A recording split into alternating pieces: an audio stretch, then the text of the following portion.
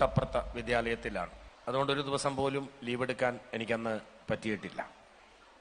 ഒരു കള്ളത്തരം പറഞ്ഞു പോലും വീട്ടിൽ നിൽക്കാൻ എനിക്ക് പറ്റില്ല. കാര്യം ഒരു ജനാല തുറന്നാൽ എൻ്റെ സ്കൂള് കാണും, അമ്മ ടീച്ചറെ കാണും. അങ്ങനെ പഠിച്ചതാണ് ഞാൻ. എനിക്ക് അധ്യാപകനാകണമെന്നായിരുന്നു ആഗ്രഹം. അതിന് ഒരുപാട് കടമ്പകളുണ്ടെന്ന് എനിക്ക് നന്നായിട്ട് അറിയാം. അപ്പോഴാണ് കലാരംഗം തലക്ക് പിടിച്ചത്. കണ്ടാൽ ലുക്കില്ലെന്നേ ഉള്ളൂ. അത്യാവശ്യം സ്കൂളിലും കോളേജിലും ഒക്കെ പോയാണ്. 10ാം ക്ലാസ് വരെയും മലയാളം പഠിച്ചില്ല. അതിനുശേഷം സംസ്കൃതം പഠിച്ചു, പിന്നെ BA മലയാളം പഠിച്ചു. അധ്യാപകനാകണമെന്നുള്ള ഒരു ആഗ്രഹം കല തലക്ക് പിടിച്ചത് കൊണ്ട് നടക്കില്ല എന്ന് തോന്നിയപ്പോൾ 10 കൊല്ലം കുട്ടികളെ പഠിപ്പിച്ച ഒരാളാണ് ഞാൻ. എൻ്റെ മനസ്സിൻ്റെ ആഗ്രഹം ഞാൻ അതോടുകൂടി തീർത്തതാണ്.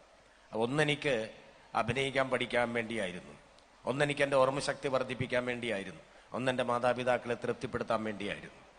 അതിനുശേഷമാണ് ഞാൻ ഈ പണി തുടങ്ങിയത്. ജ്ഞാനവിജ്ഞാനം പ്രജ്ഞാനം എന്ന് പറയുന്നത് പോലെ പഠിച്ച വിദ്യ മറ്റുള്ളവരിലേക്ക് പകർന്നു കൊടുക്കുന്നതാണ് അധ്യാപകരുടെ ജോലി.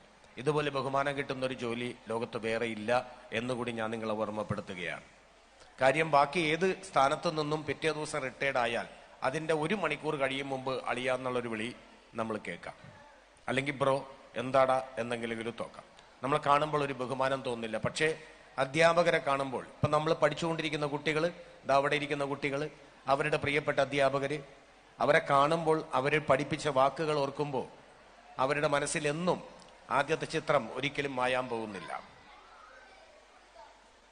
എനിക്ക് അങ്ങനെയൊക്കെ തന്നെ ഉണ്ടായിരുന്നു. എനിക്ക് നല്ല ക്ലാസ് ടീച്ചർമാർ, എനിക്ക് നല്ല എന്നെ സ്നേഹിക്കുന്ന, എന്നെ ഇഷ്ടപ്പെടുന്ന, എന്നെ വളർച്ചയും ഉയർച്ചയും കാണാൻ ആഗ്രഹിക്കുന്ന, ഞാൻ ഒരു സാധാരണ കുടുംബത്തിലുള്ളതാണെന്ന് അറിഞ്ഞിട്ട് എനിക്ക് പ്രത്യേക ട്യൂഷൻ നൽകുന്ന, എന്നെ ഉപദേശിക്കുന്ന, നന്മകൾ വരണമെന്നറിയുന്ന, എന്നിലെ കലാകാരനെ കണ്ടെത്തിയ ക്ലാസ് ടീച്ചർമാരെ ഞാൻ എപ്പോഴും ഏത് വേദിയിൽ ചെന്നാലും ഓർക്കാറുണ്ട്. എന്നെ അവർ ഒരുപാട് ഉപദ്രവിച്ചിട്ടുണ്ട്. പക്ഷെ ആ ഉപദ്രവം എനിക്ക് വളരെ സന്തോഷം നൽകുന്നതാണ്. കോവിഡ് കാലത്ത് എന്നെ കൊണ്ട് ബുക്ക് എഴുതിപ്പിക്കുന്നതും അത് മലയാളത്തിൻ്റെ മെഗാസ്റ്റാർ മമ്മൂക്കയുടെ വീട്ടിൽ വെച്ച് പ്രകാശനം ചെയ്യണതിൻ്റെ ഉത്തേജനം എൻ്റെ ടീച്ചറാണ്. ഇപ്പോഴും വന്ന് എപ്പോഴും ഉപദേശമാണ്.